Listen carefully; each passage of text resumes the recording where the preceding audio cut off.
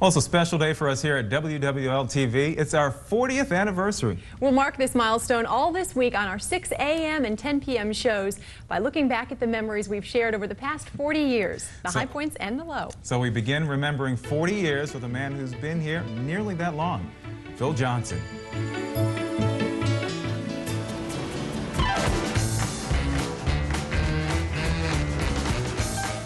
The year is 1957. If you are living in New Orleans, chances are your home is in the same neighborhood your parents grew up in, and their parents before them. You probably do business and party with the same people who were in your class at elementary school. These are reasons why the Crescent City is thought of as the biggest small town in America. There are more people in New Orleans in 1957 than there have ever been before or since. Over 625,000 live in the Big Easy, most in closely spaced housing that had changed little since the 1900s. There was no New Orleans East. Algiers had seen little development beyond the point, which could only be reached by ferry service. But dramatic change was on the way. More than 200,000 pioneers had already moved into developing Jefferson Parish by 1960. The land outside the city limits was plentiful and cheap, the average lot twice the size of one in the city. The ranch-style subdivisions that were springing up attracted many seeking a more modern look.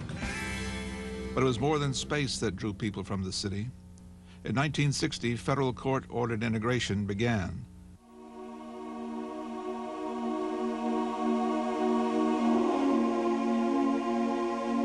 With 5 little girls admitted to William Frantz and McDonough 19 elementary schools.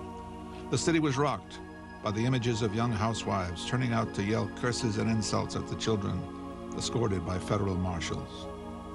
New Orleans began to experience the white flight that had affected so many other big cities. Many dilapidated homes of the inner city became abandoned. 2 new transportation routes would aid the outward growth of Metro New Orleans. The first span of the causeway opened in August 1957, provided a convenient route to the sparsely populated west side of St. Tammany Parish. The following year, the new Greater New Orleans Bridge opened to the West Bank. The suburbs began to grow at the rate of nearly 200,000 people every 10 years, while New Orleans' population began a steady decline. But unlike other big cities of the time, New Orleans remained at the center of activity. The suburbs were where you slept, the city was where you worked and played. By the mid-1960s, the traveling back and forth was already overpowering the city's new expressways and the 7-year-old Greater New Orleans Bridge. And transportation within the city underwent a change in 1964. The streetcars that used to take riders all the way from the river to the cemeteries and along other neighborhood routes were scrapped in favor of buses. There were protests, but the buses won out, except along St. Charles Avenue and Carrollton. By 1969, the population of St. Tammany had nearly doubled, and a second causeway span was added to handle the traffic and increase safety on the 24-mile bridge.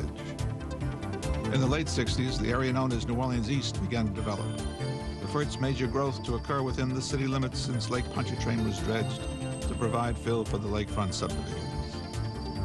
It was also in 1969 that New Orleans skyline got its first real skyscraper, the Plaza Towers.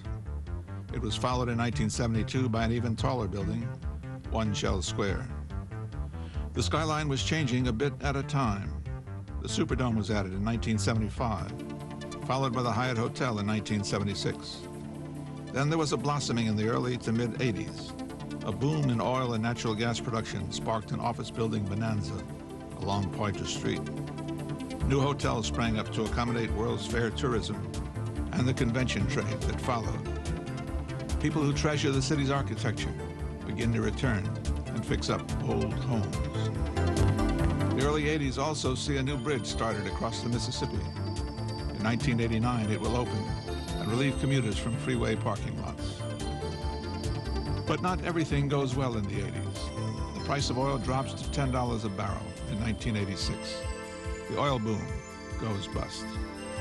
Even though St. Tammany Parish ends the decade with one of the fastest growth rates in the country, the metro area as a whole loses population. Thousands are forced to leave the state to find work.